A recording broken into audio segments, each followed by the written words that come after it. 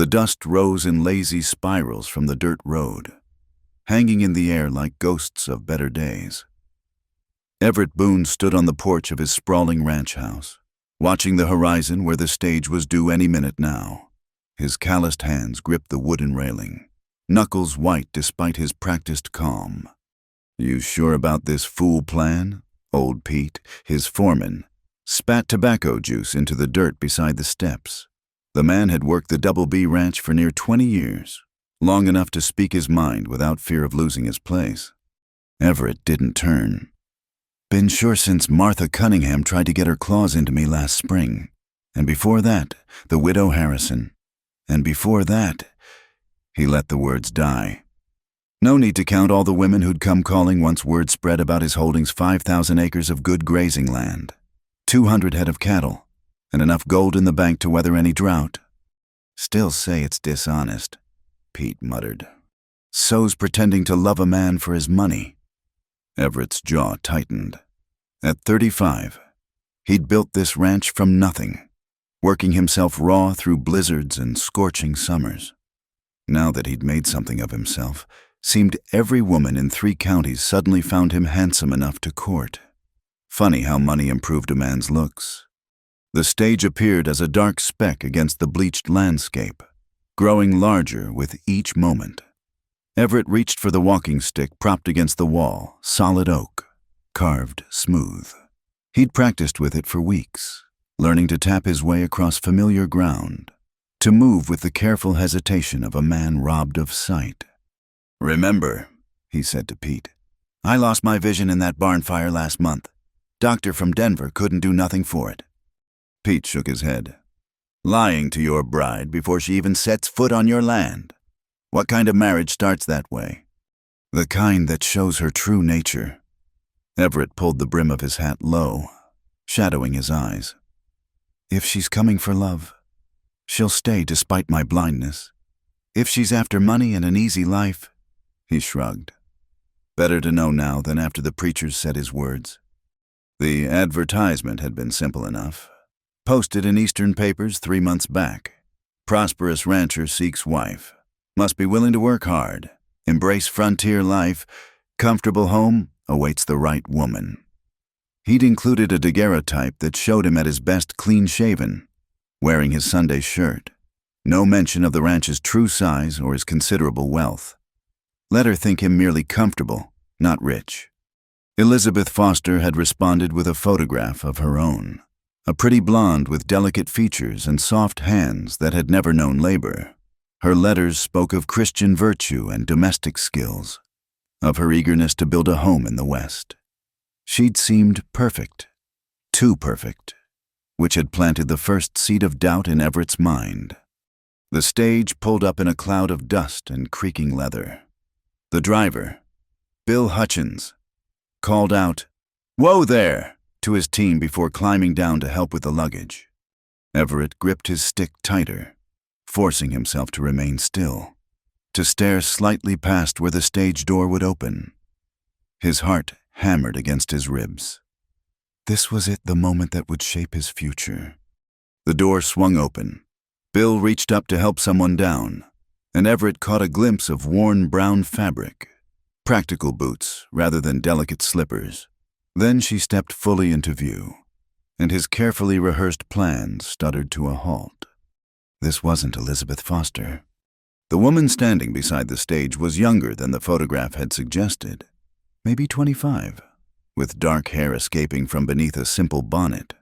Her dress had seen better days, travel-stained and mended at the hem, but it was her eyes that caught him green as spring grass, holding a wariness that spoke of hard times and harder choices.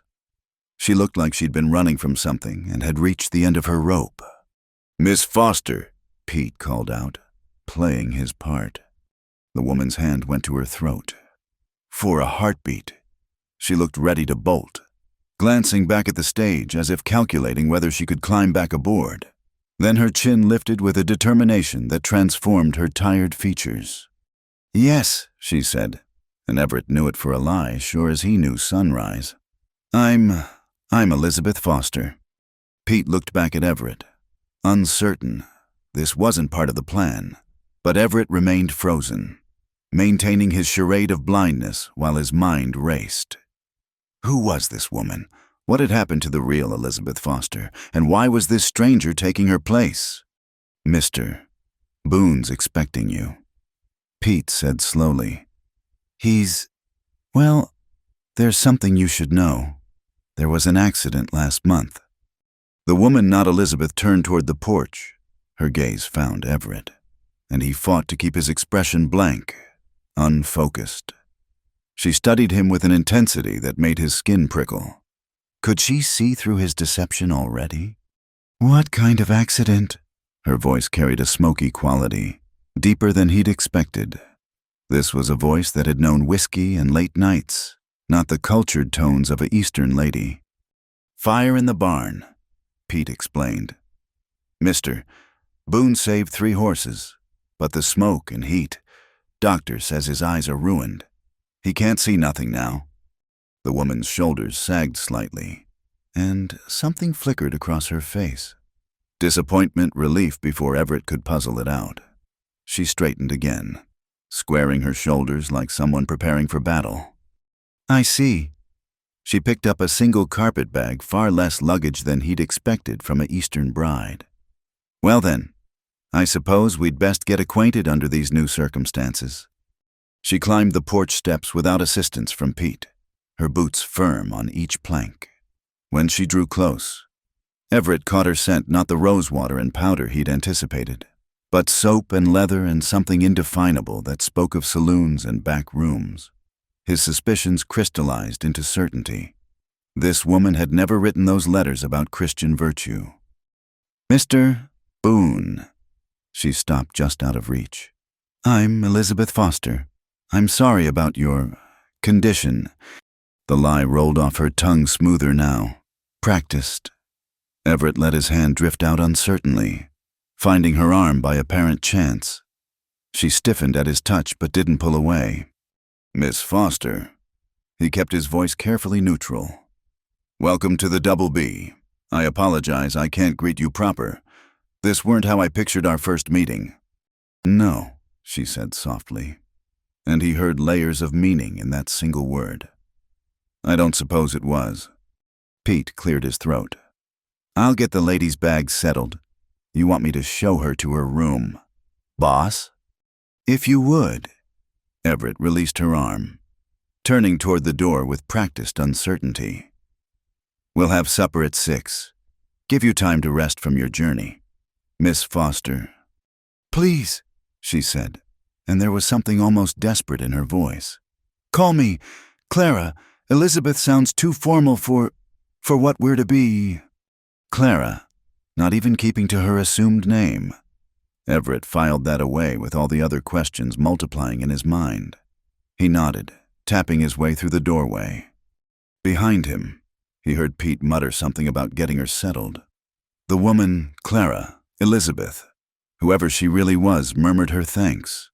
Their footsteps faded into the house, leaving Everett alone with his thoughts. He'd wanted to test his mail-order bride's character, to discover if she could love a blind man as readily as a wealthy one. Instead, he'd caught himself an imposter, a woman carrying secrets as heavy as the carpet bag she'd brought. The smart thing would be to confront her, send her packing on the next stage. But Everett had built his ranch on gut instincts and calculated risks. Something about this woman, the steel beneath her weariness. The way she'd faced him without flinching intrigued him. She was running from something. That much was clear. The question was whether she was running to something better, or just running. He'd maintain his deception. He decided, let her think him blind and vulnerable. In time, her true nature would surface. They always did. And if she proved false like all the others, well, the next eastbound stage was only a week away.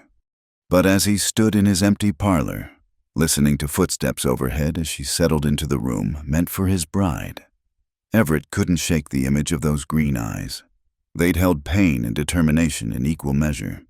Nothing like the calculating gleam he'd grown accustomed to seeing in his suitors. "Who are you?" he wondered. "And what in God's name have you brought to my door?" Outside, The dust had settled back onto the road, and the stage was already a memory disappearing into the horizon. Whatever came next, there was no turning back now, for either of them. Clara Wynne pressed her back against the bedroom door, heart hammering like a spooked horse. The carpetbag dropped from her nerveless fingers as she surveyed the room meant for Elizabeth Foster, a four-poster bed with a wedding ring quilt, lace curtains that had no business in ranch country, and a mirror that reflected back a woman she barely recognized. 3 days ago, she'd been pouring whiskey at the Silver Dollar Saloon in Cheyenne, dodging grabbing hands and counting pennies to pay off her father's debts. Then Elizabeth Foster had stumbled through the saloon doors, fevered and rambling, clutching a letter about some rancher seeking a bride. "Can't go," Elizabeth had gasped, gripping Clara's wrist with surprising strength. "My Thomas, he came back. We're leaving for California tonight, but Mr. Boone, he'll be waiting." The sick woman had pressed the letter into Clara's hands, along with a photograph, her own image, pretty and proper. "Take my place," she'd begged. "You need to get out of here. I can see it in your eyes. Same as me." And Clara had been desperate enough to listen. Desperate enough to take a dying woman's identity and board a stage heading into unknown territory. Jack Morrison had been closing in, demanding payment for her father's final poker game, making threats that turned her blood cold. She'd had two choices: become Jack's property in every sense that mattered, or run. So she'd run, straight into a lie that sat heavy as lead in her stomach. A knock interrupted her spiraling thoughts. "Miss Clara," Pete's voice carried through the wood. "Supper's ready when you are." Clara smoothed her travel-worn dress with shaking hands. She'd eaten nothing but stale biscuits for 2 days, but the thought of food made her stomach turn. How long before they discovered her deception? The real Elizabeth had been educated, refined everything Clara wasn't. One wrong word at dinner and this blind rancher would send her packing. Blind. That had been a shock she hadn't expected. The letter mentioned nothing about any accident, just her luck to flee one impossible situation for another. A blind man needing a proper wife. And here she was, a saloon girl who'd learned her letters from a traveling preacher and her manners from watching the wives who hurried past the Silver Dollar with averted eyes. But she'd come too far to quit now. Clara opened the door to find Pete waiting, his weathered face unreadable. "This way, miss." He led her downstairs that creaked under their weight. "Boss is already at table. He don't see so good, but his hearing's sharp as a hawk's. Best speak up when you talk to him." The dining room stretched larger than the entire saloon back in Cheyenne. At the far end of a polished table sat Everett Boone. His face turned toward the window, as if he could see the sunset painting the sky crimson. He'd changed into a clean white shirt that emphasized the breadth of his shoulders, his dark hair still damp from washing. "That you, Miss Clara?" He didn't turn at their approach, keeping up his pretense. "Yes, Mr. Boone." She took the chair Pete indicated, directly to Everett's right, close enough to catch the scent of soap and leather on him, to see the small scar cutting through his left eyebrow. "Hope the room suits you." His hands found his water glass with only minor fumbling. "I know it ain't what you're used to back east." Clara nearly laughed at that. The room was finer than anywhere she'd slept in her 24 years. "It's lovely, more than I expected." Something flickered across his features. "That's so your letters made it sound like your family home was quite grand." Her mind raced. What had Elizabeth written in those letters? Well, yes, but frontier living requires adjustment. I'm prepared for that. "Are you?" The question held an edge she couldn't define. "Tell me, what prepared you for frontier life back in, where was it, Boston?" "Philadelphia," Clara said, grasping for any eastern city that sounded believable. "And I've been reading books about the West, about ranching." "Books," he smiled, but it didn't reach his sightless eyes. "And what do books tell you about mending fence in a blizzard or birthing a breached calf at midnight?" Heat crept up her neck. They don't, I suppose, but I'm willing to learn. Learning takes time. Time and strong hands. He gestured vaguely at her. May I? Before she could respond, his fingers found hers on the table. His touch was gentle but thorough, tracing her palms, finding every callus earned from years of carrying trays and scrubbing floors. These weren't the soft hands of a Philadelphia lady. Interesting, he murmured, releasing her. You've done more work than your letter suggested. I believe in being useful. The half-truth burned her throat. My father fell on hard times before he passed. I did what was necessary. Sorry for your loss. The sympathy in his voice sounded genuine. When did he pass? 6 months ago. That much was true. Pa had died at a poker table, leaving her nothing but debts and a reputation as Mad Wind's daughter. An older woman entered carrying platters of food beef, potatoes, green beans that must have come from a kitchen garden. She set them down with practiced efficiency, eyeing Clara with undisguised curiosity. This is Rosa, Everett said. Been cooking for the Double B since I bought it. Rosa, this is Miss Clara Foster. Ma'am. Rosa's greeting held skepticism that made Clara's skin prickle. How many people on this ranch would be watching her, judging her, finding her lacking? They ate in relative silence, Everett managing his food with the careful precision of recent practice. Clara found herself studying him when she thought he couldn't notice the strong line of his jaw, the way his throat moved when he swallowed, hands that looked capable of both gentleness and violence. He was handsome in a raw way that owed nothing to city polish, everything to sun and wind and hard work. Tell me about your journey, he said eventually. Must have been trying for a lady alone. Clara thought of the cowboy who'd tried to corner her at a way station, the suspicious looks from proper women, the constant fear that Jack Morrison's men might be following. It was educational. He laughed, surprising her. That's one word for it. What happened to your trunks? Pete mentioned you traveled light. Her mind scrambled for an explanation. They were lost. Mix-up at the station in Omaha. They promised to send them along when found. Convenient. That edge again. Sharp as a skinning knife. Guess we'll have to make do. Can't have my bride wearing the same dress every day. Rosa can take you to town tomorrow. Get you properly outfitted. That's not necessary. It is. His tone brooked no argument. You're going to be Mrs. Boone soon enough. Need to look the part. Mrs. Boone. The title sat foreign on her tongue. She'd come here planning to work until she'd earned enough to move on. Maybe California, where nobody knew her name or her past. Marriage hadn't been part of the plan. But looking at him now, this man who couldn't see her but somehow seemed to see through her anyway. She wondered if plans mattered anymore. When? The question escaped before she could stop it.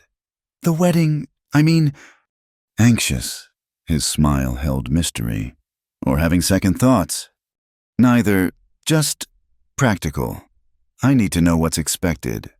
What's expected? He leaned back, fingers drumming the table. Can you cook? Some.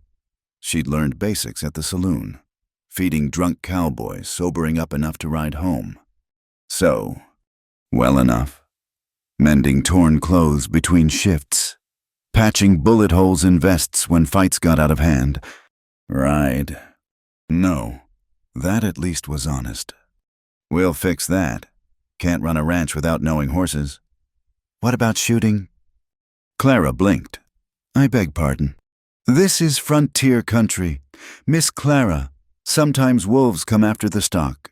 Sometimes men come who are worse than wolves. A rancher's wife needs to know one end of a rifle from the other. I see. She'd held a Derringer once, when a customer got too rough. Never fired it, but the weight had been reassuring. Do you? He turned toward her fully, and for a moment she could swear those dark eyes saw straight into her soul. This ain't Philadelphia. It's hard country that'll break you if you let it. I need a wife who can stand beside me, not behind me. Question is, are you that woman? The challenge in his voice sparked something in her chest. She'd survived her father's drunken rages, Jack Morrison's threats, years of men treating her like property for sale. She'd survived, and she'd done it alone. I suppose we'll find out, won't we, Mr. Boone? His grin transformed his face, years dropping away to reveal the younger man beneath the weight of responsibility. Everett, if we're to be married, might as well use Christian names. Everett. The name felt strange, intimate. And when do you propose this marriage takes place? Sunday next, assuming you don't run off before then. He said it like a joke, but she heard the real question underneath. I'm not much for running. Clara lied, even as she calculated the days. 6 days to decide if this deception could hold. 6 days to figure out if this blind rancher was her salvation or just another kind of trap. As if reading her thoughts, Everett reached out again, his hand finding hers with uncanny accuracy. Whatever brought you here. Clara, whatever you're running from, you're safe at the Double B. That, I promise. The sincerity in his voice nearly undid her. If he knew the truth that she was a saloon girl, a debtor's daughter, a liar stealing another woman's life, would he still make such promises? Thunder rumbled in the distance, and through the window, Clara saw lightning flash across the darkening sky. A storm coming, fitting for a woman made of storms herself. She squeezed his hand once before pulling away, the ghost of his touch lingering on her skin. I should rest, she said. It's been a long journey. Of course. Rosa will help with anything you need. He stood when she did, a gentleman's gesture that seemed at odds with his rough edges. Welcome to the Double B, Clara. I hope you'll come to see it as home. Home. She'd never had one of those. Not really. Just a series of rooms above saloons, following her father's restless spirit from town to town, but looking at Everett Boone, standing proud despite his supposed blindness. She wondered if home might be less about places and more about people, even people built on lies. Good night, Everett. Good night, Clara. She left him there in the dining room, tapping his way back to his chair. It wasn't until she reached her room that she realized he'd never once knocked anything over, never truly stumbled. For a newly blind man, he moved with surprising confidence. But then she supposed everyone had their secrets. The question was, whose would destroy them first? The rooster's crow pierced through Clara's dreams of whiskey bottles and grabbing hands. For a moment, she forgot where she was, reaching for the derringer that wasn't there.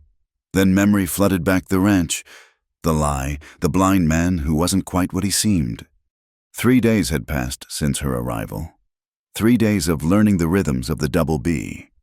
She dressed quickly in one of the new dresses Rosa had helped her select in town, simple calico. Nothing fancy, but clean and properly fitted. The shopping trip had been torture, pretending she was accustomed to having choices, to spending money that wasn't already owed to someone else. Downstairs, the kitchen was already warm with baking bread and coffee. Rosa looked up from kneading dough, her expression still guarded but less hostile than that first night. Morning, Miss. Boss is already out checking the east pasture. Said you might want to help with the chickens today. Chickens. Clara had watched them from her window, pecking and scratching in their pen like feathered gossips. Back in Cheyenne, eggs had appeared on plates without thought to their origin. Now she was expected to gather them herself. I'll manage, she said, pouring coffee with hands that barely trembled. Rosa snorted. City girls always say that. Then they run screaming from the first broody hen. The challenge in her voice sparked Clara's stubborn streak. She'd faced down drunk cowboys with broken bottles. How hard could chickens be? 20 minutes later, she had her answer. The red hen Satan in feathers. She decided had pecked her twice, drawn blood once, and was now perched on the nesting box like a queen defending her throne. Clara's dress bore dust and feathers, and she'd managed to collect exactly 3 eggs. Need help? She spun to find Everett leaning against the fence, that mysterious half-smile playing on his lips. His walking stick was nowhere to be seen. "I thought you were checking pasture." She tried to smooth her hair, realized her hands were covered in chicken droppings, and gave up. "Finished early." He tilted his head, supposedly listening. "Sounds like Bessie's giving you trouble." "Bessie?" Clara glared at the demon hen. "That's far too sweet a name for that creature." His laugh rumbled deep in his chest. "She's protective of her eggs. You gotta show her who's boss. Here." He opened the gate, moving with that too sure stride for a blind man. "Let me show you." He reached for her hand, and Clara let him guide her back to the nesting boxes. His body pressed close behind hers, solid and warm, smelling of horse and leather and morning air. "Firm but gentle," he murmured, his breath stirring her hair. "Slide your hand under her, confident-like. Hesitation makes them nervous." Together, they reached for the hen. Clara expected another attack, but Bessie merely ruffled her feathers and allowed them to gather her eggs. The success felt ridiculously important. "See, just needed the right touch." Everett stepped back, and Clara immediately missed his warmth. "You'll get the hang of it." "Everything here needs getting the hang of," she said, frustration leaking through. "I can't even manage chickens properly." "You're doing fine." His hand found her shoulder, squeezed gently. "Rome wasn't built in a day, and neither is a rancher's wife." The words should have comforted her, but they only deepened her guilt. Every kindness he showed, every patient lesson, was built on deception. She was taking Elizabeth Foster's place, Elizabeth Foster's life, Elizabeth Foster's future husband. "I should finish here," she said, pulling away. "Rosa needs eggs for breakfast." He nodded, but didn't leave. Instead, he leaned against the fence, face turned toward the rising sun. "Can I ask you something, Clara?" Her stomach clenched. "Of course." "What really happened to your trunks?" The question hung between them like a loaded gun. She'd known this was coming, had practiced answers, but faced with his patient silence, the lies crumbled in her throat. There was trouble at one of the stations. A man who wouldn't take no for an answer. I had to leave quickly." Not entirely false. There had been a cowboy with wandering hands, though she'd handled him with a knee to the groin rather than fleeing. "I see." His expression darkened. "Did he hurt you?" "No, that much was true. But it seemed wise not to linger." "You should have said something sooner. I could have sent Pete back to collect your things, or dealt with the man himself." The protective anger in his voice surprised her. Men had wanted her before, desired her, tried to buy her. But protection, that was something new. "It's done," she said. "No use dwelling on it." "Maybe not." He straightened, and she could have sworn he looked directly at her. "But if anyone bothers you again, you tell me. Being blind doesn't mean I can't protect what's mine." "What's mine?" The possessiveness should have rankled, but instead it wrapped around her like a warm blanket. Dangerous thinking for a woman living a lie. The day progressed with more lessons. How to milk the gentle Jersey cow in the barn, steady rhythm, like playing piano. Everett explained, though Clara had never touched a piano. How to tell good hay from bad by smell and texture. How to mend harness leather with the special awl and thread kept in the tack room. Through it all, Everett stayed close, guiding her hands, explaining ranch operations with infinite patience. And through it all, Clara noticed things that didn't add up. The way he reached for tools without fumbling. How he navigated the barn's cluttered interior without his stick. The times he almost seemed to be watching her, though his eyes remained unfocused. Late afternoon found them in the garden. Clara learning to distinguish weeds from vegetables. The sun beat down mercilessly, and sweat trickled between her shoulder blades.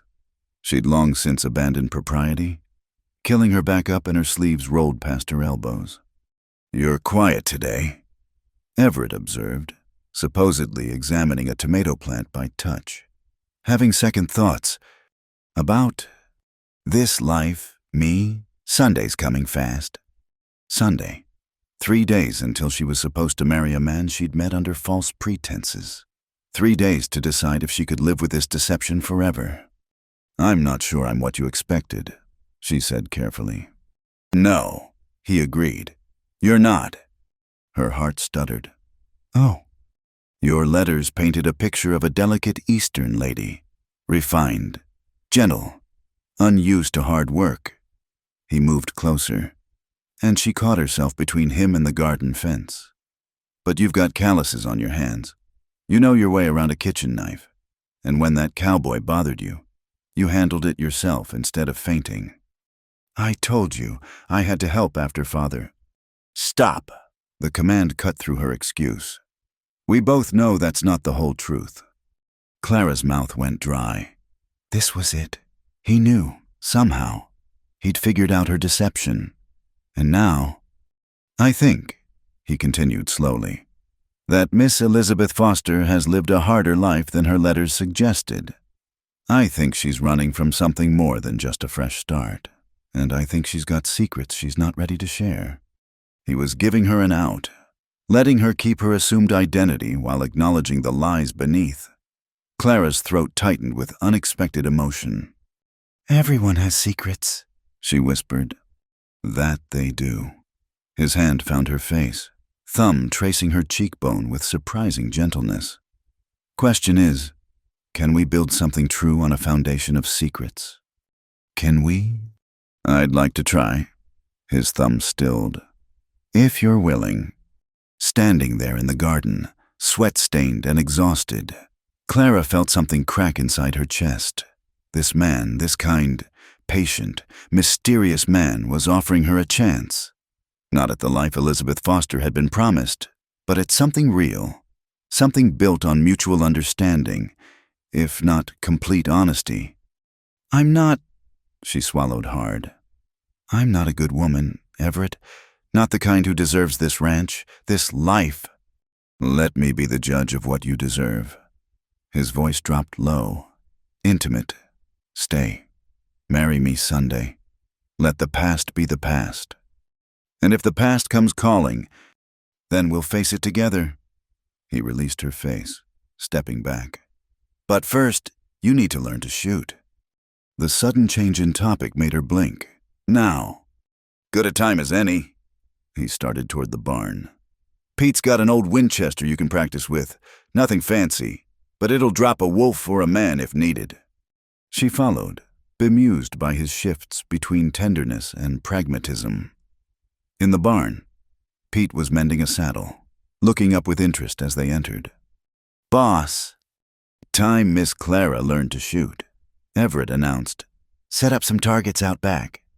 Pete's weathered face cracked into a grin. "About time. Can't have the lady of the house unable to defend it." Within minutes, they'd arranged empty cans on fence posts behind the barn.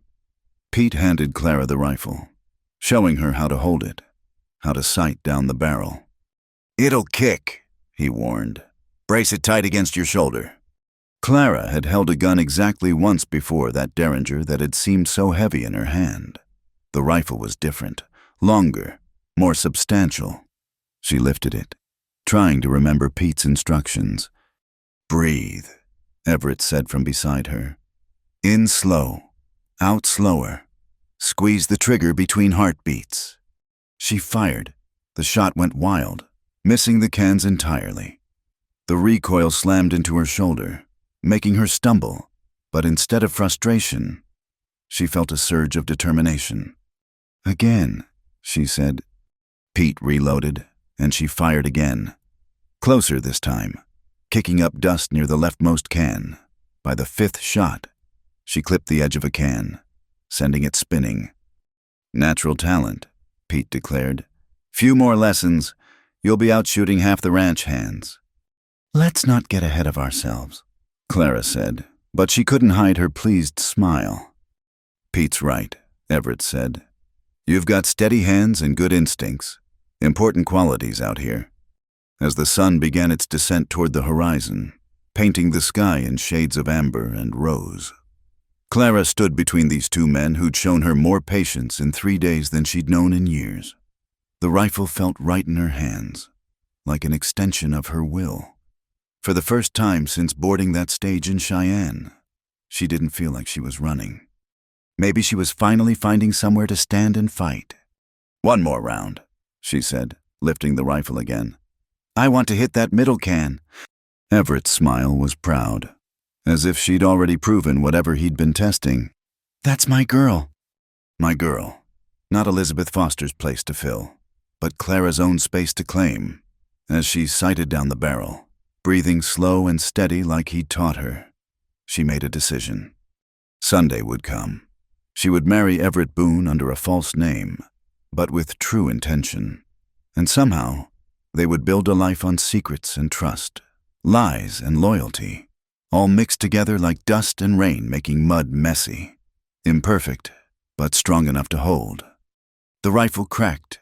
The middle can flew off the post, clanging against the ground in triumph. "Well," Pete said, "looks like the Double B's got itself a real frontier woman after all." Clara lowered the rifle, meeting Everett's sightless gaze. In that moment, she could have sworn he saw her not Elizabeth Foster, not the saloon girl from Cheyenne, but Clara herself, complicated and flawed and fierce. "Yes," she said softly. "I suppose it does." The Saturday market in Willow Creek buzzed with activity, ranchers and townfolk mingling among stalls of produce and dry goods. Clara walked beside Rosa, learning to navigate the social currents of frontier society. She'd thought the Double B isolated, but now realized it sat at the heart of a complex web of relationships and rivalries. "That's Mrs. Henderson," Rosa murmured, indicating a severe woman in black bombazine. "Banker's wife. Thinks she owns the town because her husband holds the notes on half the ranches." Clara nodded, filing the information away. In the saloon, she'd learned to read people quickly who had money, who was looking for trouble, who might leave a decent tip. This wasn't so different, just dressed in calico instead of satin. Well, what have we here?" The oily voice made Clara's skin crawl before she even turned. A man blocked their path, well-dressed by frontier standards, with cold blue eyes and a smile that never touched them. Everything about him screamed danger, from his pearl-handled Colt to the way other shoppers gave him wide berth. "Mr. Jeb," Rosa said stiffly, "we're just doing our marketing." "And this must be the mysterious bride-to-be." Jeb Boone swept off his hat in a mockery of courtesy. "Heard tell my cousin brought home quite the surprise." Clara met his gaze steadily, recognizing a predator when she saw one. "Clara Foster, and you are—" "Jeb Boone, Everett's cousin, business partner, closest living relative." Each word dripped possession. Funny, he never mentioned ordering a bride. Man shares everything with family, or so I thought. "Perhaps not everything," Clara said coolly. His eyes narrowed. "No, perhaps not. Tell me, Miss Foster, what brings a woman like you to our little corner of nowhere?" "A woman like me. Young, pretty, clearly running from something." He stepped closer, and Clara caught the scent of bay rum and whiskey. "I've got a nose for desperate women. They smell like opportunity." "The only thing you're smelling is your own cologne," Clara said, "which is too strong. By the way—" Rosa made a choking sound that might have been suppressed laughter. Jeb's face flushed dark red. "Spirited. I like that." His smile turned cruel. "Wonder how long that spirit will last when you realize what you've signed up for. Ranching's hard work, especially for a blind man's wife. Course, there are other options for a woman who finds herself overwhelmed." The implication hung heavy between them. Clara had fielded such offers before, usually with a knee to sensitive areas or a broken bottle to the face. But this was different. This man had power here, connections, and he was Everett's blood. "I'm sure, Mr. Boone and I will manage fine," she said evenly. Mr. Boone," Jeb laughed, an ugly sound. So formal for a woman about to share his bed. "Tell me, how's a blind man going to protect you when trouble comes calling, when wolves circle the stock or rustlers come night riding, when the bank comes for its due and there's no money because a sightless fool can't run a ranch proper?" "Stop right there." Clara's voice cut sharp as winter wind. "You can insult me all you like, God knows I've heard worse. But Everett Boone is twice the man you'll ever be, blind or not." "Is he now?" Jeb leaned in close enough that she could see the cruel calculation in his eyes. "We'll see about that. Accidents happen on ranches. Terrible accidents. Blind men can fall downstairs, drown in water troughs, get trampled by horses they can't see coming." Ice slid down Clara's spine. This wasn't idle threat, this was promise. "If anything happens to him, you'll run to the sheriff. Tom Hayes is my cousin too, married to my sister, the judge. He owes me money, face it. Girl, you've hitched your wagon to a falling star. Smart woman would unhitch before the crash." He touched his hat brim again, that false courtesy making her skin crawl. "Ladies, enjoy your shopping. And Miss Foster, my door's always open when you come to your senses. I pay well for companionship." He sauntered away, leaving Clara shaking with rage and Rosa muttering curses in Spanish. "Don't mind him," Rosa said finally. "He's been circling the Double B like a vulture for years. Thought when Mr. Everett lost his sight." She shook her head. "But the boss is tougher than Jeb knows." "Why does he want the ranch so badly?" "Water rights. The Double B controls the best water for 50 miles. During drought years, that's better than gold. Plus, there's talk of the railroad coming through. The ranch sits right on the proposed route." Clara absorbed this information, understanding flooding through her. Everett hadn't just built a ranch, he'd built an empire. And empires attracted those who'd do anything to steal them. They finished their shopping in tense silence. Clara noticed how people watched her, some with curiosity, others with knowing smirks. By the dress shop, 2 women whispered behind their fans, the words "saloon girl" and "improper" drifting on the breeze. "Pay them no mind," Rosa advised, but Clara heard the worry in her voice. Town gossips got nothing better to do than flap their gums. But it wasn't just gossip, and they both knew it. Someone had been talking, spreading seeds of Clara's past. She'd been careful, but not careful enough. The way she walked, talked, handled difficult men, all of it marked her as something other than a proper Eastern lady. The ride back to the Double B passed in heavy silence. Clara's mind raced, trying to process the morning's revelations, Jeb's threats, the town's suspicions. The value of whatever it had built it all swirled together in a toxic brew. They were just passing the east gate when Rosa suddenly pulled the wagon to a stop. "Look there." Fresh cuts scarred the fence posts, deep gouges that hadn't been there this morning. The gate itself hung askew, leather hinges sliced clean through. "Jeb's men!" Rosa spat. "Sending a message?" Clara climbed down to examine the damage. The cuts were deliberate, placed to weaken the structure without bringing it down entirely. A warning of what could come. "We need to tell Everett," Clara said. "He'll know soon enough. Man's got eyes everywhere, even if his own don't work." Rosa studied her carefully. "You sure you want this life? Girl, it's not too late to run." Clara thought of Everett's patient hands teaching her to shoot, his quiet acceptance of her obvious lies, the way he'd offered her a future despite knowing she wasn't what she claimed. Then she thought of Jeb's cruel smile, his casual threats, the vulture patience in his eyes. "I'm not running," she said firmly. "Not from this." Rosa nodded slowly. "Then you'd best learn to fight smarter than you did this morning. Jeb Boone don't forgive insults, especially from women who should know their place." They found Everett in his study, Pete beside him, both men's faces grim. The damaged fence wasn't news, one of the hands had already reported it. "Clara?" Everett's voice carried unusual tension. "How was town?" "Educational." She moved to stand beside his chair, placing a hand on his shoulder. The muscle beneath was rigid as stone.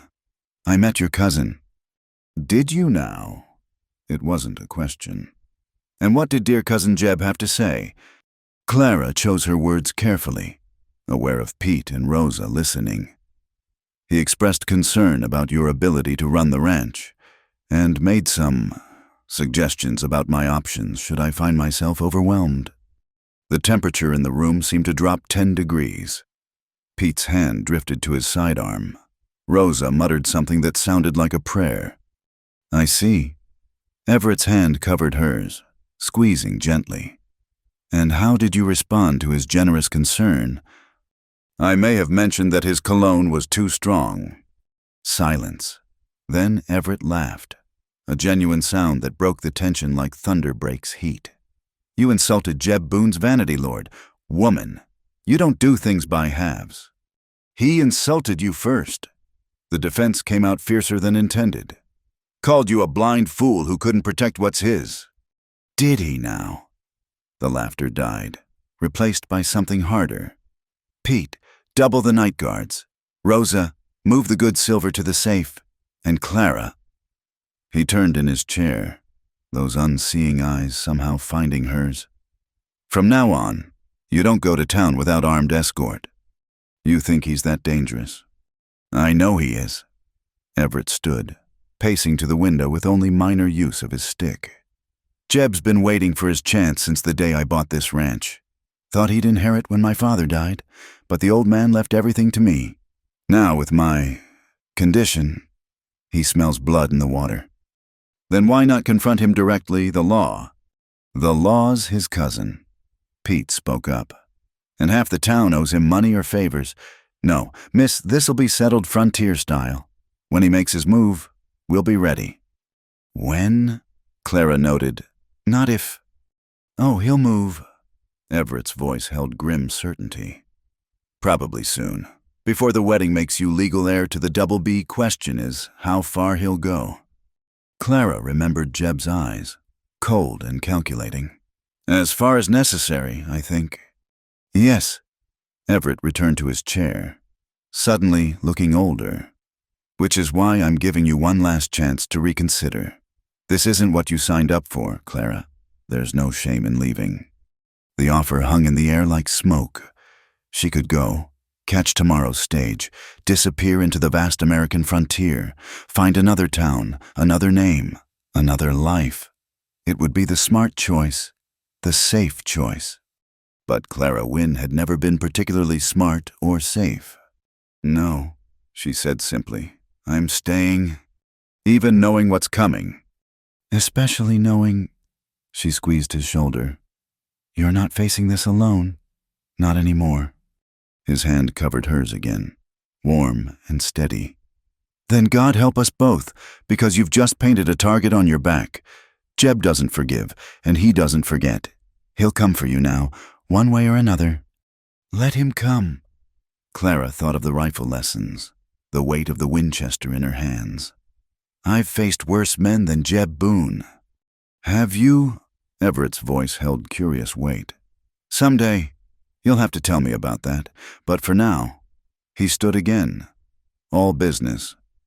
Pete, show Clara the house defenses. If trouble comes, she needs to know every gun placement, every escape route. The rest of the afternoon passed in preparation. Pete showed her the rifle slots cut into window shutters, the ammunition stored in strategic locations, the reinforced barn doors that could withstand a siege. The Double B wasn't just a ranch, it was a fortress disguised as a home. Boss learned the hard way. Pete explained, lost his first herd to rustlers, nearly died defending it. After that, he built for war as much as ranching. And now Jeb wants to take it all. Been planning it for years, I reckon. Just needed the right opportunity. Pete studied her shrewdly. You sure you're up for this? Miss no offense. But you don't strike me as the fighting type. Clara smiled grimly. That's what they all think, right until they don't. As sunset painted the sky blood red, she stood on the porch watching riders patrol the fence lines. Tomorrow she would marry Everett Boone under a false name, stepping into a life built on deception and threatened by greed. But tonight, she was just Clara, a woman who'd finally found something worth fighting for. "You coming in?" Everett called from the doorway. "Rosa's got supper ready." She turned to find him silhouetted against the lamplight, strong and solid and hers to protect. Whatever came next, Jeb's threats, the town's whispers, the weight of her own lies, she would face it beside this man who saw her truly, despite his blindness. "Yes," she said, moving to take his offered arm. "I'm coming home." The words slipped out unbidden, but Everett only smiled, tucking her hand into the crook of his elbow. "Home," he repeated softly. "I like the sound of that." Together they went inside, leaving the gathering darkness to those who wished them harm. Tomorrow would bring what it would bring. Tonight, they had a fragile peace built on mutual lies and unexpected trust, stronger than either would have believed possible. The letter arrived with Sunday's dawn, delivered by a nervous boy who fled before anyone could question him. Clara found it tucked under the front door, her assumed name written in elegant script across expensive paper. "Miss Elizabeth Foster," she read aloud in the kitchen, where wedding preparations had already begun. "I am writing to inform you of my imminent arrival in Willow Creek. There seems to be some confusion regarding my correspondence with Mr. Everett Boone. I trust we can resolve this matter promptly.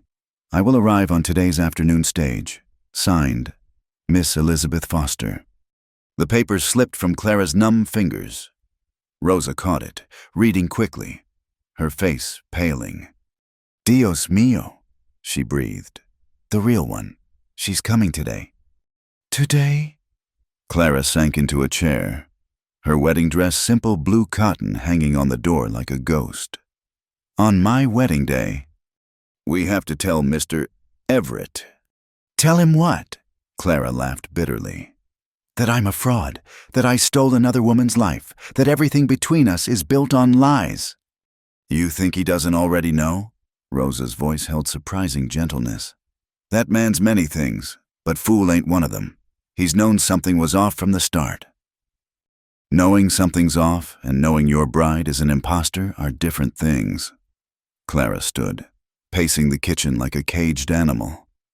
"I should leave, now, before she arrives, before the ceremony, before—" The door banged open. Pete rushed in, face grim beneath his weathered hat. "We got bigger problems than wedding plans," he announced. "The hay barn's on fire." They ran outside to see black smoke billowing from the eastern fields. Orange flames licked at the barn's roof, consuming the winter feed supply in greedy gulps. Ranch hands formed bucket brigades, but Clara could see it was hopeless. The fire had too strong a hold. Everett emerged from the house, moving with urgent purpose despite his supposed blindness. "Everyone out of the barn." "Yes, boss, but the wind's pushing flames toward the equipment shed." "Not the horses." "Other direction? Thank God. But if we lose that shed—" "We lose half our tools." Everett's face set in hard lines. "Jeb's making his move. Pete, get every man on that bucket line. Rosa, prepare the medical supplies. Clara." "I'm helping," she said firmly. "No, you're staying here where it's safe." "Like hell I am." She was already rolling up her sleeves. "You want a frontier wife, then let me act like one." For a moment, their wills clashed like flint on steel. Then Everett nodded sharply. "Stay with the bucket line. Don't go near the fire itself." But Clara had never been good at following orders. As the men fought the main blaze, she noticed a movement near the corral shadows that didn't belong. 3 men, working at the gate latches. They were trying to free the horses, create chaos while everyone focused on the fire. Without thinking, Clara grabbed the rifle kept by the kitchen door and moved to intercept. "Stop right there," she commanded, weapon raised. The men turned, surprised. One laughed a sound that cut short when Clara put a bullet into the dirt between his feet. "Next one goes in your knee," she said calmly. "Step away from that gate." Well, The tallest man recovered his composure. Jeb said the new bride had spirit. Didn't mention she had teeth. You've got 3 seconds to get off this property. Or what you'll shoot us. He took a step forward. Kill a man in cold blood. Don't think you've got it in you. Saloon girl. The words hit like a slap. They knew. Somehow. They knew what she was. Where she'd come from. Maybe not, Clara admitted. But I've got no qualms about winging you. Harder to run away with bullets in your legs. You tell her, miss. One of the ranch hands had noticed the confrontation. We got your back. More men peeled away from the firefight, surrounding Jeb's would-be rustlers. Faced with superior numbers, the intruders backed toward their horses. This ain't over, the tall one promised. Jeb's got plans for this ranch, and for you. They rode off in a cloud of dust and curses. Clara lowered the rifle, hands trembling now that danger had passed. Strong arms wrapped around her from behind Everett, smelling of smoke and sweat. That was foolish, he murmured against her hair. And brave, mostly foolish. They were after the horses. I know. Pete saw them too, was coming to handle it. But you beat him to it. His arms tightened. You could have been hurt. But I wasn't.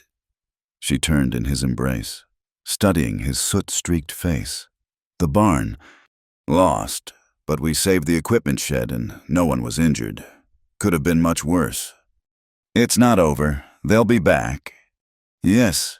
His expression darkened. Which is why we're moving the wedding up.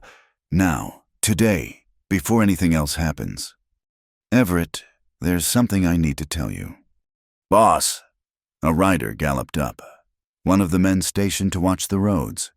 Stage is coming early. Looks like it's stopping at the gate instead of going to town. Clara's heart sank. Elizabeth, the real Elizabeth Foster, arriving to claim her life. Expecting someone, Everett asked mildly.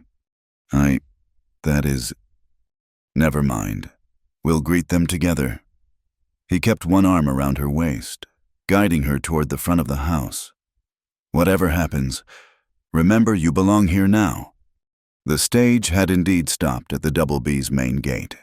A woman emerged, helped down by the driver, blonde, delicate, everything Clara wasn't. She wore traveling clothes that cost more than Clara had ever owned, and her hands were white as fresh cream. Mr. Boone. The woman's voice carried Eastern refinement. I'm Elizabeth Foster. I believe there's been some terrible misunderstanding. Has there? Everett stepped forward, Clara still beside him. And what misunderstanding would that be? Elizabeth's gaze found Clara, confusion shifting to outrage. Who is this person? Why is she wearing my dress? Your dress, Clara found her voice. I bought this dress with my own... Don't be ridiculous. Elizabeth cut her off with aristocratic disdain. I recognize it from the description in my letters. The blue cotton I specifically requested for the ceremony. She turned to Everett. I don't know what game this woman is playing, but I am your intended bride. We've corresponded for months. Have we? Everett's voice held dangerous quiet. Tell me, Miss Foster, what did I write in my last letter? Elizabeth blinked, thrown by the question. Why, you wrote about the ranch, your excitement for my arrival. I see. And what did I say about my accident? Accident, she faltered. I don't understand. Clara watched realization dawn on the real Elizabeth's face as she took in Everett's unfocused gaze, the careful way he held himself.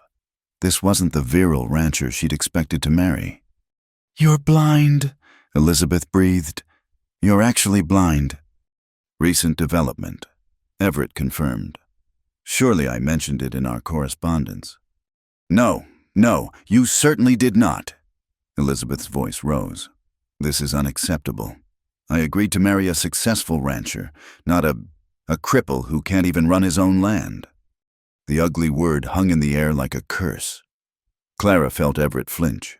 saw Pete's hand drift to his gun, but before anyone could respond, more riders appeared, Jeb Boone and 6 armed men. "Well, well," Jeb drawled, taking in the scene. "What have we here, a lover's triangle? How delightfully scandalous." "This is private property, Jeb," Everett said coldly. "You're not welcome." "Now, cousin, is that any way to greet family, especially when I'm here to help?" He dismounted, swagger evident in every move. "Seems you've got yourself a situation. 2 brides, 1 groom, and a ranch that nearly burned down this morning." "You'd know about that fire, wouldn't you?" Clara challenged. Jeb's smile was all teeth. "Careful with accusations you can't prove, saloon girl. Though I must say, you clean up nice. Almost look like a real lady. Almost." "How dare you?" Elizabeth sputtered. "I don't know who this woman is, but I am Elizabeth Foster, and I demand—" "You demand?" Jeb laughed. "Lady, you just called my cousin a cripple. Not sure you're in any position to demand anything." That's not—" Elizabeth faltered, realizing her mistake. "I was surprised. The shock of discovering his condition." "His condition," Clara interrupted, fury building in her chest, "doesn't make him less of a man. It doesn't diminish what he's built or who he is. And if you can't see that, then you don't deserve him." "Listen to the saloon girl defend her meal ticket," Jeb mocked. "How touching. Tell me, cousin, which one are you planning to marry, the fortune hunter who lied about her identity, or the one who just revealed her true nature?" Everett stood silent for a long moment, and Clara felt her future balanced on a knife's edge.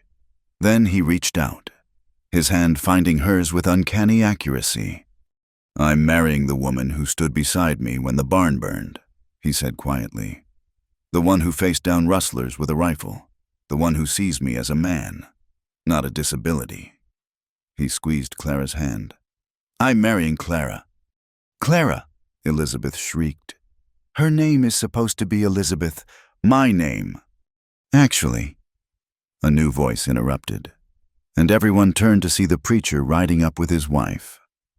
"I believe we're here for a wedding, though it seems we've arrived at an interesting moment." "Reverend Morse." Everett nodded, greeting. "Perfect timing. We're ready to proceed." "Now wait just a minute," Jeb protested. "You can't marry a woman under false pretenses. She's not who she claims to be."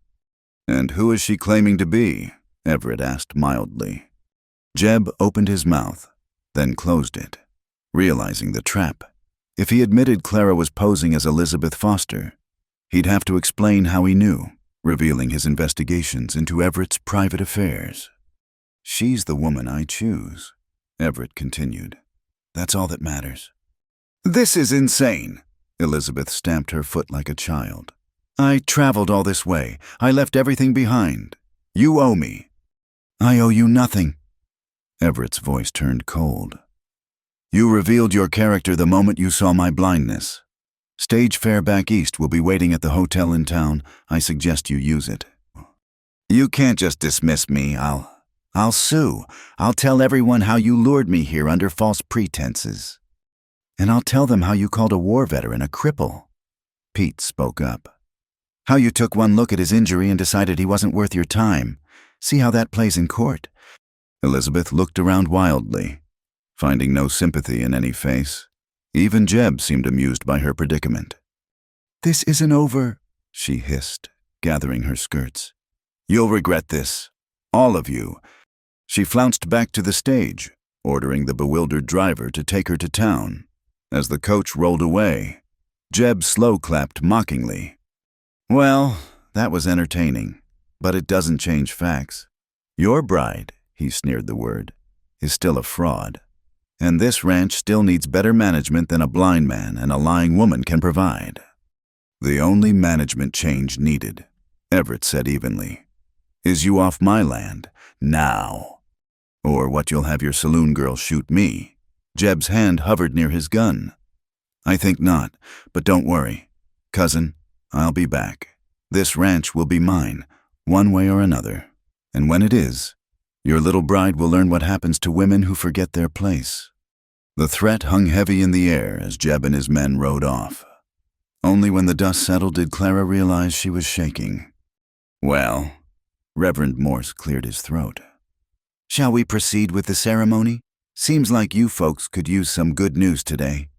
Everett turned to Clara, his expression serious. You sure about this? After everything that's happened, everything that's been said, she thought of Elizabeth's disgust, Jeb's threats, her own tangled web of lies. Then she thought of Everett's hands teaching her to shoot, his patient acceptance of her secrets, the way he'd chosen her despite everything. I've never been more sure of anything in my life, she said firmly. And there, in the yard of the Double B Ranch, with the smell of smoke still hanging in the air and the wreckage of the morning's fire visible in the distance, Clara Wynne became Clara Boone. No one mentioned that the bride had given no last name, or that her background remained a mystery, as Reverend Morse pronounced them man and wife. Clara felt the weight of her old life slip away like a shed skin. Whatever came next, Jeb's schemes, Elizabeth's threats, the truth about her past, she would face it as Everett's wife. You may kiss the bride, the Reverend announced. Everett pulled her close, and just before their lips met, he whispered, Welcome home, Clara Wynne. Her heart stopped. He knew, had known all along, probably, but he'd chosen her anyway, just as she'd chosen him. The kiss tasted of smoke and promises, bitter truth and sweet possibility. Around them, the ranch hands cheered. Rosa wiped away tears, and Pete kept watch for returning trouble. It wasn't the wedding either of them had planned, but as Clara would learn in the years to come, the best things in life rarely went according to plan. The morning after the wedding dawned quiet, too quiet. Clara woke in the master bedroom, still adjusting to the weight of Everett's arm across her waist, the solid warmth of him beside her. They'd done nothing more than sleep, both exhausted from the day's chaos, but the intimacy of shared space felt monumental. You're awake, he murmured without opening his eyes. Your breathing changed. How do you do that? She turned to study his face in the pale light. Know things without seeing them. Same way you knew those men were after the horses yesterday. Instinct, practice. His hand found her face, thumb tracing her cheekbone. We need to talk about what happened, about Elizabeth, about your real name. Clara's stomach clenched. You called me Clara Wynne yesterday, during the ceremony. Pete did some checking after you arrived. Found out about a saloon girl from Cheyenne who disappeared same day Elizabeth Foster fell ill. Girl named Clara Wynne, running from a debt collector named Jack Morrison. His touch remained gentle despite the hard truths. That you... Yes, the admission came out whispered. I'm sorry, I never meant... Hush. He pulled her closer. I knew you weren't Elizabeth Foster 5 minutes after you stepped off that stage. Real question is, what do we do now? Before Clara could answer, boots thundered on the porch. Someone pounded on the front door hard enough to rattle the windows. Boss Mrs. Boone, Pete's voice tight with urgency. We got company. They dressed quickly. Clara helping Everett with his boots, an intimacy that felt more married than sharing a bed. In the main room, they found Pete at the window, rifle in hand. Sheriff Hayes, he reported, with 12 men, and that snake Jeb's with them. Clara's blood ran cold. The law. Had Elizabeth filed charges, or worse, had Jack Morrison somehow found her? Let them in, Everett said calmly. But keep men posted at all windows. Sheriff Tom Hayes entered like he owned the place. Star glinting on his vest, hand resting on his pistol. Jeb followed, smirking like a cat with cream. Behind them, Elizabeth Foster swept in, dressed now in expensive silk that screamed city money. Everett, the sheriff began, not bothering with pleasantries. We got ourselves a situation. Miss Foster here's made some serious accusations. Has she now? Everett found his chair. settling with careful dignity. And what accusations would those be? Fraud, for starters. Elizabeth's voice dripped venom. This woman, she pointed at Clara, stole my identity, intercepted my correspondence, married you under false pretenses. That's a heavy charge, the sheriff said. Got any proof? Elizabeth produced a leather folder. My letters from Mr. Boone, the original marriage agreement, everything proving I'm the real Elizabeth Foster. I see. Hayes examined the papers. And you, ma'am, he turned to Clara. You got anything to say? Clara lifted her chin. My name is Clara Wynne. I married Everett Boone yesterday in front of witnesses. That's all that matters. So you admit you're not Elizabeth Foster? Jeb pounced on the admission. You confessed to fraud. I confessed to marrying the man I choose. Clara shot back. Last I checked, that wasn't illegal. Impersonation is, the sheriff corrected. So's mail fraud, if you intercepted Miss Foster's letters. She didn't intercept anything. Everett spoke up. I got all Miss Foster's letters, vapid things, full of pretty words and no substance. When Clara arrived instead, I made my choice. You can't choose to marry someone under a false name. Elizabeth protested. The marriage is invalid. Actually, a new voice interrupted, and everyone turned to see Judge Randall entering uninvited. The old man looked like he'd ridden hard, dust still clinging to his black coat. That's not entirely accurate? Judge, Sheriff Hayes straightened. Didn't expect you till next week. Got word there might be some legal irregularities out here. Thought I'd best come early. The judge's sharp eyes took in the scene. Now then, let's parse this out. Mrs. Boone Clara, did you sign the marriage certificate with your legal name? Clara nodded. Clara Wynne, my true name. And Reverend Morse, he performed the ceremony knowing this. The Reverend performed a legal marriage between Everett Boone and Clara Wynne. Everett confirmed. Nothing fraudulent about it. But she came here pretending to be me. Elizabeth's composure cracked.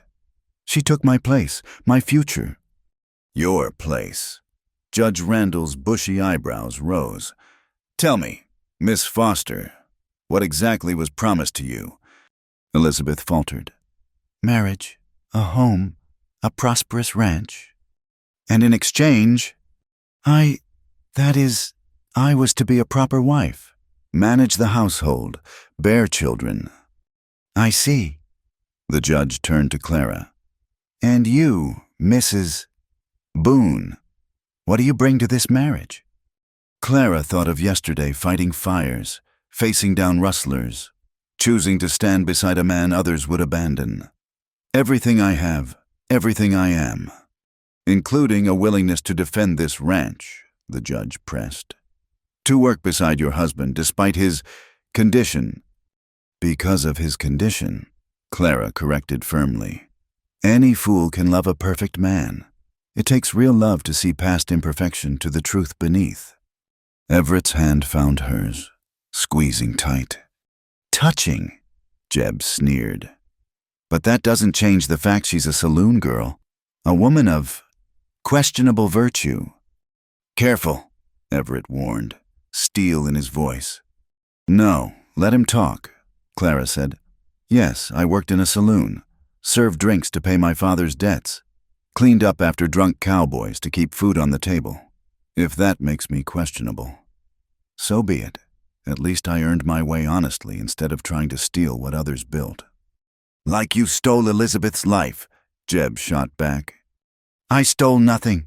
Elizabeth chose to break her agreement when she ran off with another man. I simply stepped into an empty space. She what? The sheriff turned to Elizabeth. That true you were engaged elsewhere? Elizabeth flushed. Thomas returned unexpectedly. We'd been betrothed before, but his family sent him away. When he came back, so you threw over my cousin for another man? Jeb summarized with false sympathy. Then got upset when someone else took the opportunity you discarded. That's not how it happened. Then how did it happen? Judge Randall asked patiently. Take your time. The whole truth. Please. Elizabeth's story came out in fits and starts. Her Thomas, returning from San Francisco with enough gold to satisfy his family. The hurried elopement. Second thoughts when she realized what she'd given up, not Everett himself, but the security of the Double B Ranch. Thomas lost everything in a bad investment, she admitted bitterly. We're broke. When I heard Everett had married someone else, I thought, if I could prove the marriage invalid. You thought you'd have another chance at his money, Clara finished. Even after calling him a cripple, even after showing your true colors. Enough. Judge Randall held up a hand. I've heard sufficient. Miss Foster, you abandoned your agreement with Mr. Boone of your own free will.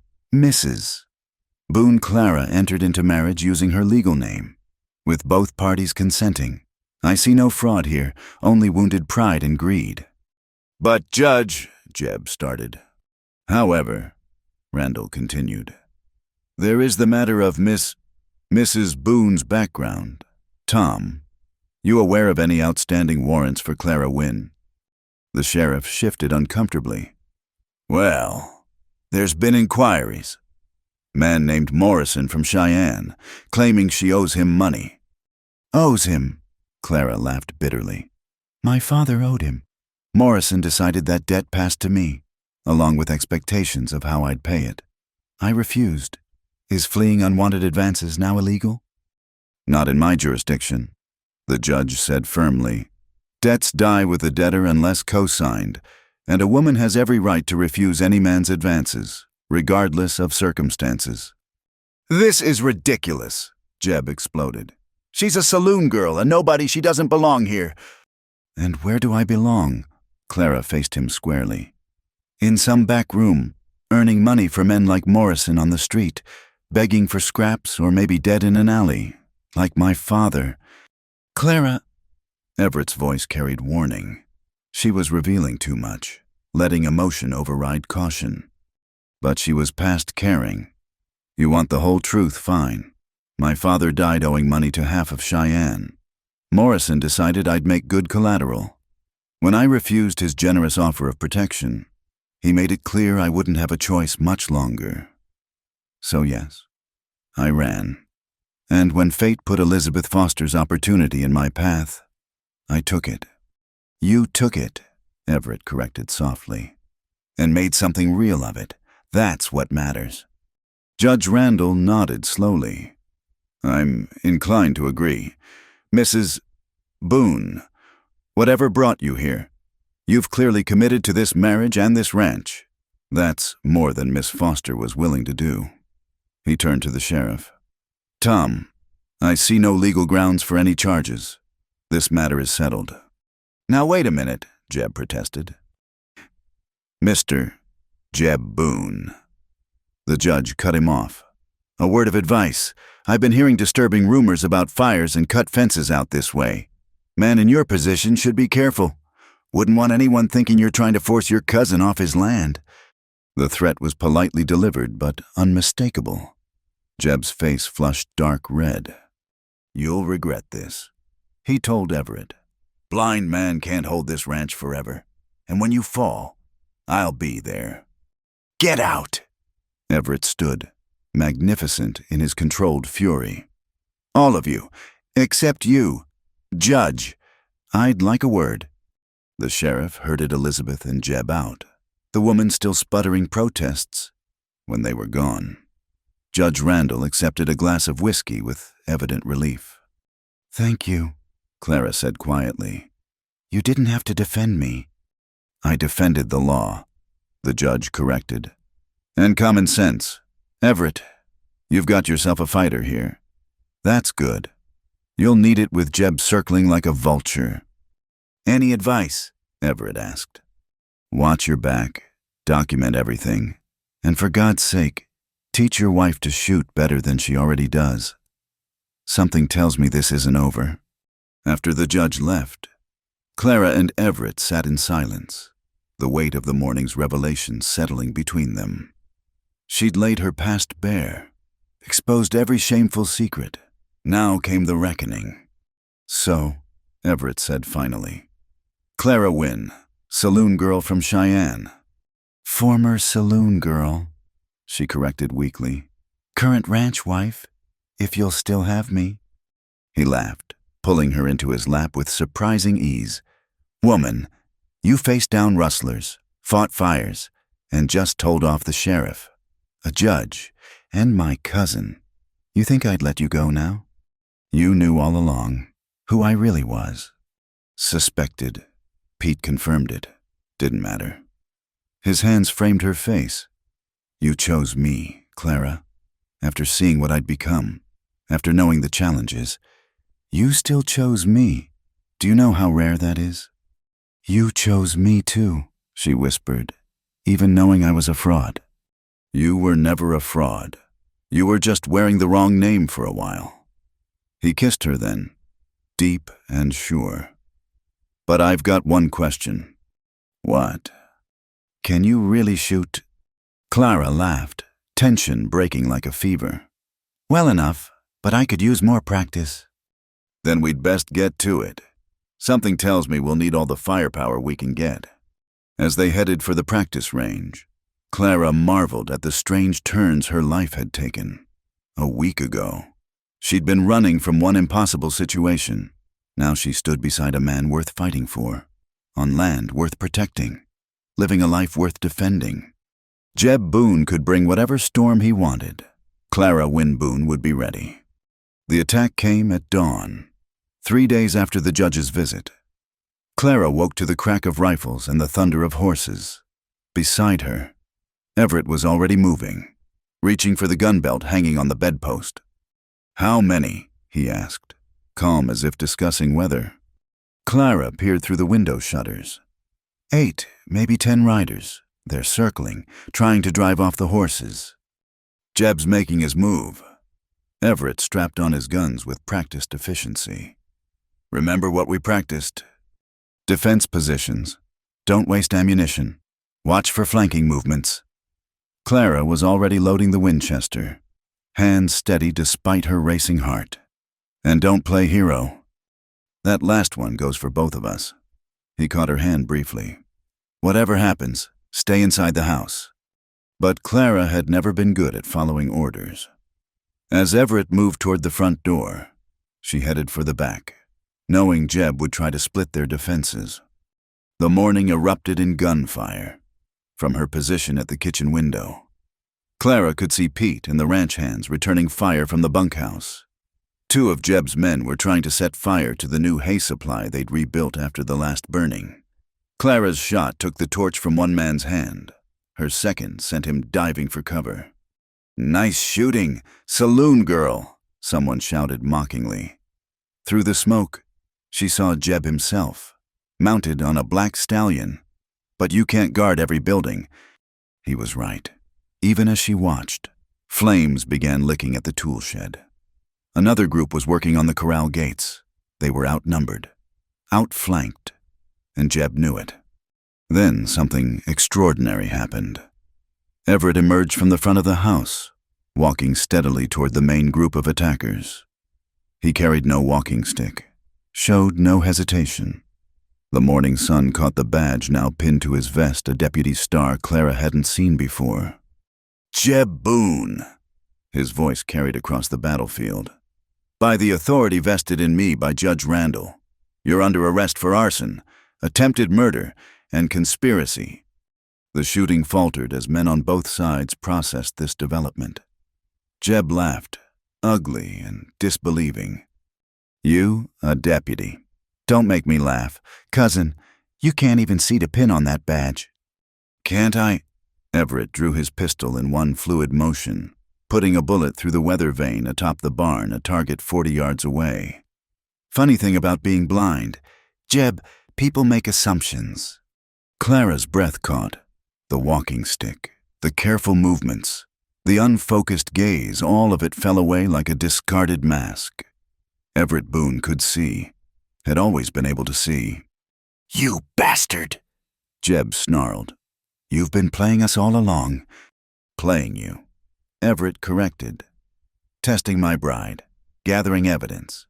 Did you really think I'd lost my sight in that convenient barn fire, the one you set?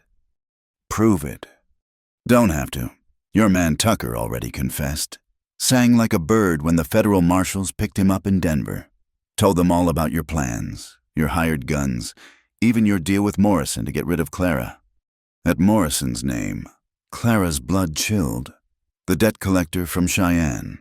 Here she scanned the riders, recognizing the cruel face from her nightmares. Jack Morrison touched his hat mockingly when their eyes met. Hello, Clara darling, he called. Come to collect what's mine. I'm not yours, she called back. Never was, never will be.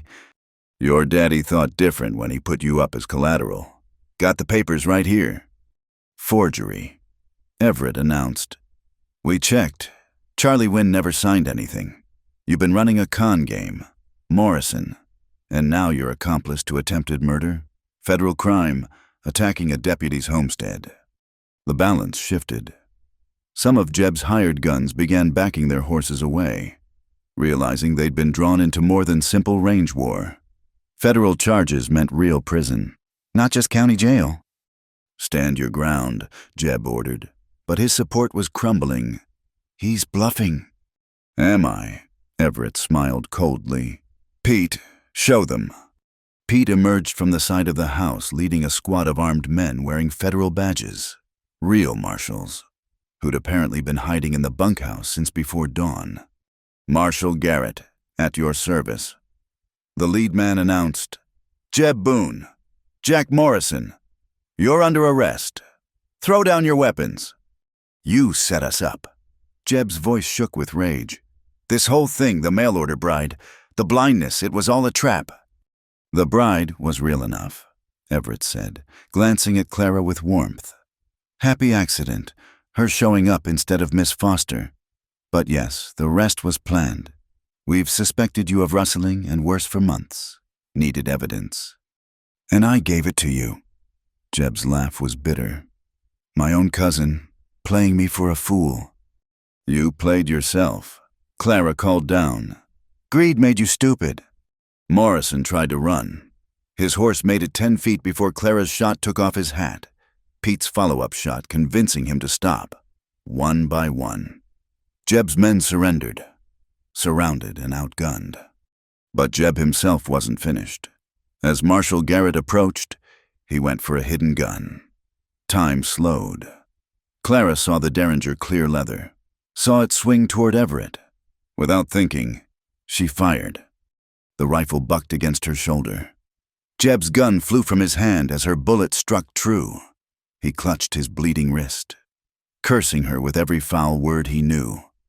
That's my wife you're insulting, Everett said mildly. I'd watch my tongue if I were you. The marshals secured the prisoners with practiced efficiency. Morrison kept staring at Clara with poisonous hate, but she felt no fear now. The power he'd held over her had died with her father. She was Clara Boone now, a woman who'd faced down rustlers and won. Inside, Everett told her quietly. We need to talk. The house felt strange after the morning's violence. Clara set down the rifle with shaking hands, adrenaline leaving her weak. Everett pulled her into his arms, holding tight. You could have been killed, he murmured. That shot at Jeb. He was going to shoot you. I've been shot before, survived it. Not on my watch. She pulled back to study his face, really seeing it for the first time. His eyes were sharp, focused, the warm brown she'd only glimpsed before. You can see. Always could. He looked almost sheepish. Started as a test for the mail-order bride, kept it up because you didn't trust me. Because I wanted you to trust yourself. His hands cupped her face. You were so scared when you arrived. Ready to run at the first challenge? I needed you to find your strength before you learned the truth. And the deputy badge? Judge Randall swore me in months ago. Part of the investigation into Jeb, we knew he'd make a move eventually. Just needed to catch him in the act. So I was what bait? Never. His voice turned fierce. You were unexpected, unplanned. The best thing that ever happened to this operation. Jeb got cocky because he thought I'd married a weak woman. Your presence made him careless. My presence nearly got people killed. Your presence saved my life. That shot, he shook his head. I've seen trained marksmen miss easier targets. I was motivated. Clara touched his face, marveling at being able to meet his gaze. All this time, you could see me, really see me.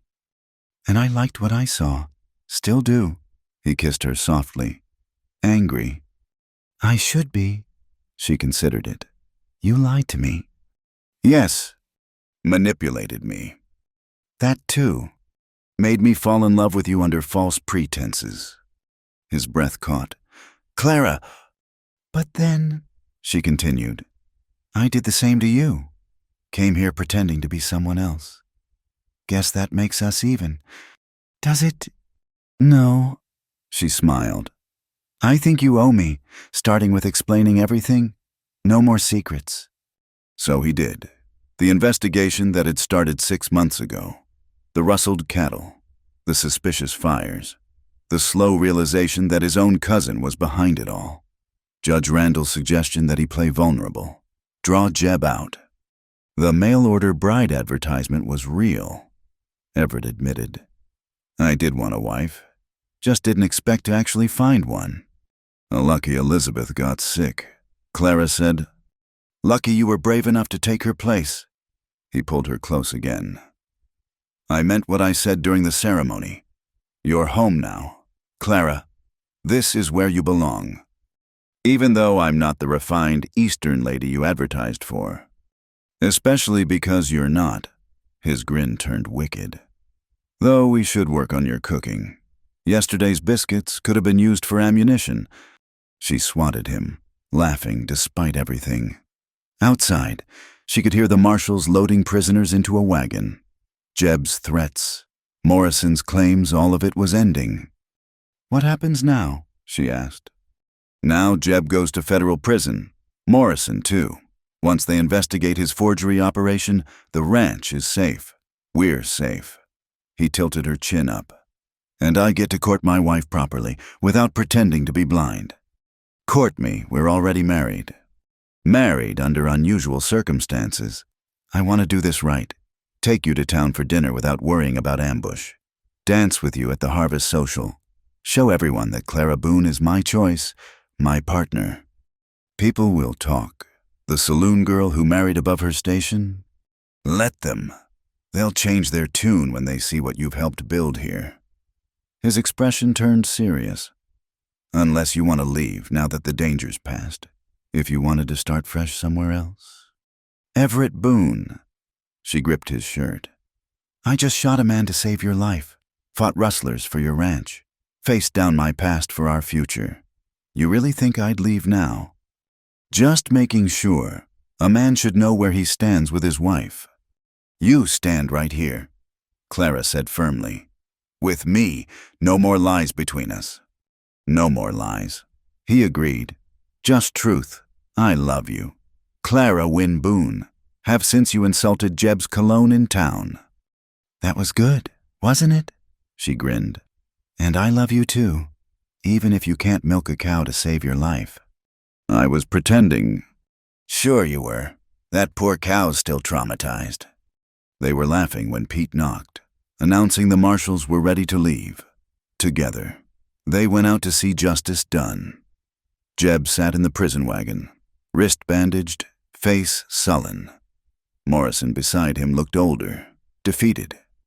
This isn't over, Jeb called. I'll be back. No, Marshal Garrett said firmly. You won't. Federal prisons in Kansas. You'll be lucky to see Montana again before you're old and gray. As the wagon rolled away, Clara felt years of weight lift from her shoulders. The past that had chased her here was gone. The future stretched ahead, full of possibility. So, Everett said, arm around her waist. Ready to start our real life together? Clara looked around the Double B at the ranch hands already working to repair the morning's damage, at Rosa bringing coffee to the tired fighters, at Pete organizing the cleanup with military efficiency. This was her home now, these people her family. "I think we already have," she said, "but I'm ready for whatever comes next." "Good." He kissed her temple. "Because I have a feeling life with you will never be boring." "Count on it," Clara promised. "Now come on, those bullet holes won't patch themselves. And I want to hear more about this deputy badge. When were you planning to tell me about that?" "Eventually," he said, laughing as she dragged him toward the house. "When you needed to know." "Everything," she insisted. "I want to know everything." And as the sun climbed higher over the Double B ranch, Everett Boone told his wife everything about his life, his plans, his dreams for their future. No more secrets, no more lies. Just truth, hard-won and precious as Montana gold. It was, Clara thought, a fine way to start a marriage, even one as unusual as theirs. 6 months had passed since the shootout that changed everything. The Double B ranch showed the signs of prosperity, new fences stretched straight and true. The rebuilt barn stood solid against the autumn sky, and the house bore fresh paint and Clara's determined touch. She stood on the porch, watching riders approach from the east.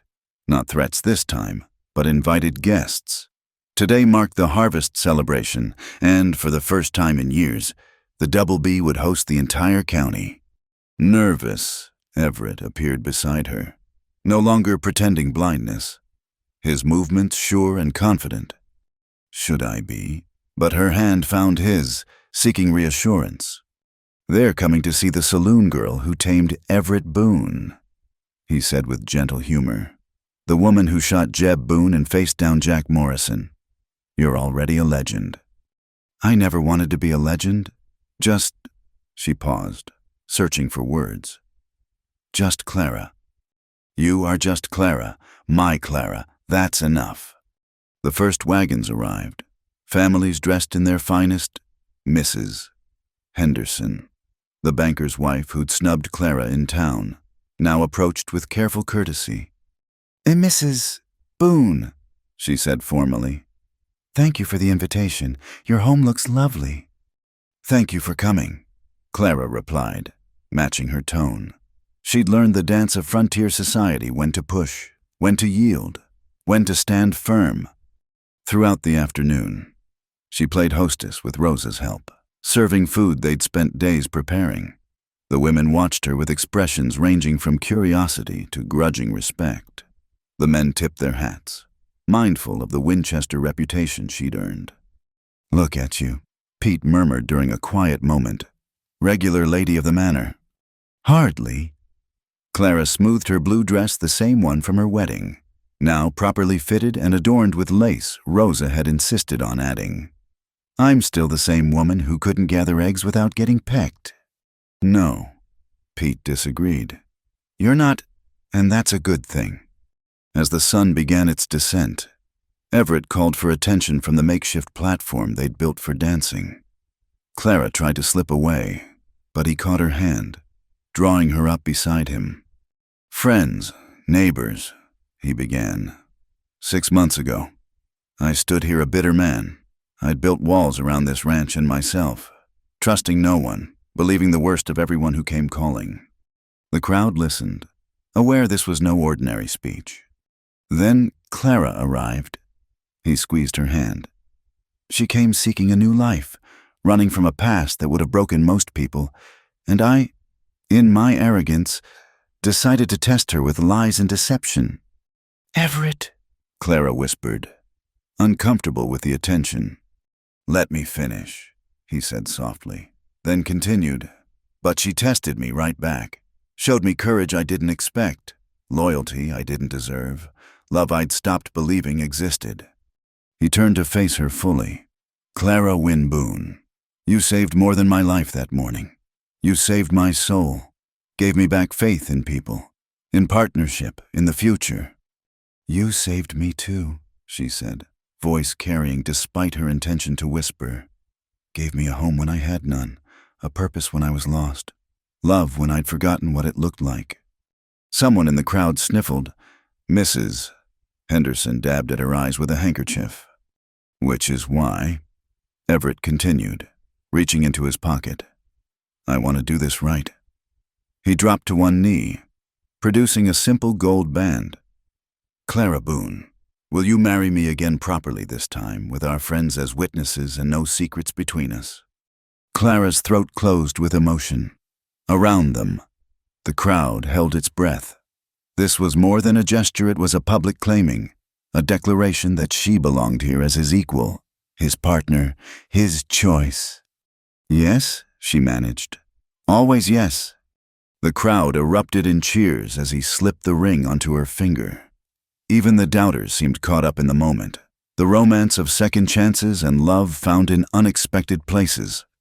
Reverend Morse Everett called. Would you do the honors? The Reverend came forward, beaming. It would be my pleasure. And there, as the setting sun painted the Montana sky in shades of gold and crimson, Clara and Everett renewed their vows. This time, she spoke her true name with pride. This time, he looked at her with eyes that saw clearly. This time, their community stood witness to a love tested by fire and deception and found true. You may kiss your bride, Reverend Morse announced. Again. The kiss tasted of truth and promise, of hard-won trust and chosen devotion. Around them, the crowd applauded, and Clara realized that somewhere between arrival and now, she'd stopped being the saloon girl from Cheyenne. She'd become Clara Boone of the Double B, a woman with a place, a purpose, a partner who saw her truly. The dancing began as stars appeared overhead. Everett led her in the first dance. No stumbling, no pretense. Other couples joined them, and Clara found herself passed from partner to partner Pete, who told her gruffly she'd done good. Judge Randall, who winked and said he'd known she was special from the start. Even Mr. Henderson, who apologized for his wife's earlier coldness. You've won them over, Everett said when they came together again. All of them. Have I? Clara looked around at the celebrating crowd. Or are they just being polite? Trust me, I've known these people for years. They don't do polite without meaning it. As if to prove his point, Mrs. Henderson approached during a break in the music. Mrs. Boone Clara, I owe you an apology. Clara waited, having learned the power of silence. I judged you unfairly, the older woman continued. Let gossip cloud my judgment, but watching you today, hearing your story, you've shown more grace and courage than I could have managed. We all do what we must, Clara said carefully. No, Mrs. Henderson shook her head. We do what we choose. You chose to stand and fight for your place here. That takes a special kind of woman. She moved away before Clara could respond, leaving her pondering the words. Chosen. Yes, she had chosen to take Elizabeth's place, to stay despite the lies, to fight for Everett and the ranch, to build a life from fractured pieces. What are you thinking? Everett found her in a quiet corner as the party continued around them. About choices. She leaned into his warmth. About how different life might have been if I'd made other ones. He regrets. No. She turned in his arms. Not a single one. Even the hard parts led me here. To a ranch in Montana, married to a man who lied about being blind. To home, she corrected. Married to a man who sees me clearly. The party lasted until midnight, neighbors gradually departing with promises to visit, invitations to tea, the casual connections that marked acceptance. Clara stood on the porch, watching the last wagon disappear into darkness. Tired, Everett wrapped a blanket around her shoulders. Exhausted? Happy? She leaned back against him. Is it always like this, the harvest celebration? First one I've hosted in 5 years. Never saw the point before. His arms tightened around her. Never had anything to celebrate. And now I have everything. They stood in comfortable silence, watching stars wheel overhead. Inside, Rosa and her helpers were cleaning up, their chatter a comfortable backdrop. The ranch settled into nighttime rhythms, horses nickering, cattle lowing, the distant howl of a coyote. "I have something for you," Everett said suddenly, "a wedding gift I've been waiting to give." He led her to his study, to the heavy safe in the corner. Inside, among the important papers and emergency funds, lay a leather folder. He handed it to her with unusual solemnity. Clara opened it to find legal documents, the deed to the Double B Ranch, amended to include her name, full partnership, equal ownership, everything shared. "Everett," she breathed, you can't." "Already done. Filed it with the county last week." He watched her carefully. "You're not just my wife. Clara, you're my partner. This ranch is as much yours as mine. But I didn't you?" He counted on his fingers. "Face down rustlers. Shot my cousin. Saved my life. Worked beside me every day since. Seems to me you've earned every acre." Tears slipped down her cheeks. In all her dreams of escape, she'd never imagined this, not just safety or comfort, but true partnership, equal standing, shared future. "I don't know what to say." "Say yes. Say you'll stay.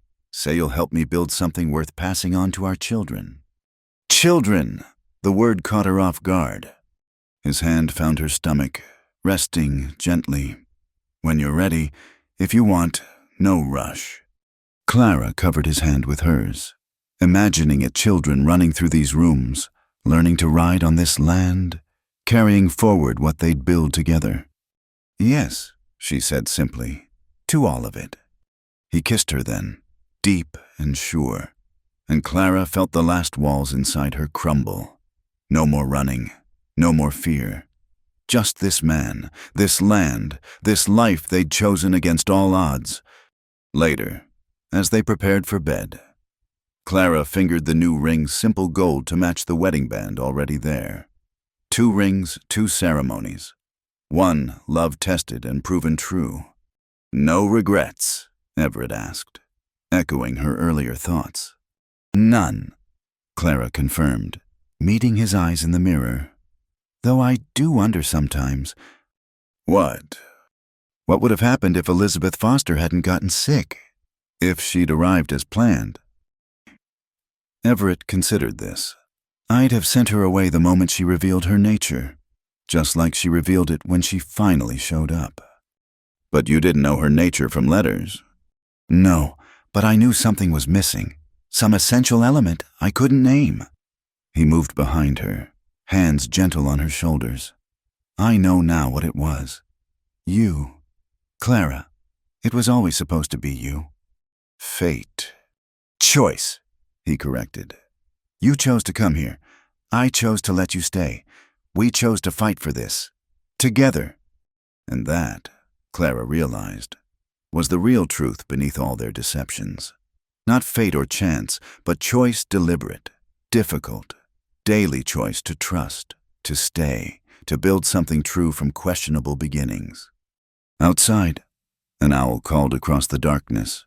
Inside, the house settled with comfortable sounds, their home, their refuge, their battlefield turned into sanctuary. "I love you," Clara said, simple truth that held all other truths within it. "And I love you," Everett replied. "Today, tomorrow, always." They went to bed then, the successful party behind them, the uncertain future ahead. But Clara felt no fear now, no urge to run. She'd found her place at last, not as Elizabeth Foster or even as the saloon girl from Cheyenne, but as Clara Boone, woman of courage, crack shot, devoted wife, and partner in every sense. The Double B Ranch slept peaceful under starlight, its mistress finally home. And in the morning, when the rooster crowed and work began again, Clara would rise to meet it gladly, knowing that some destinations are worth every difficult step of the journey that leads to them. Love might bloom in unexpected places, between unexpected people. But when it was real, when it was chosen and tested and true, it could transform even the driest ground into fertile soil for dreams. And Clara Wynne Boone, former saloon girl turned ranch woman, had all the dreams she could handle, each one of them worth fighting for, each one of them finally, fully, hers. Thank you for listening to this Wild West love story. If you're enjoying tales of romance and redemption from the American frontier, I'd love to know where you're listening from. Leave a comment below. Don't forget to subscribe to From Wild West channel for more stories of courage, love, and adventure in the untamed territories. Share your thoughts about Clara and Everett's journey. Did their love story touch your heart as much as it touched mine? Until next time, partners.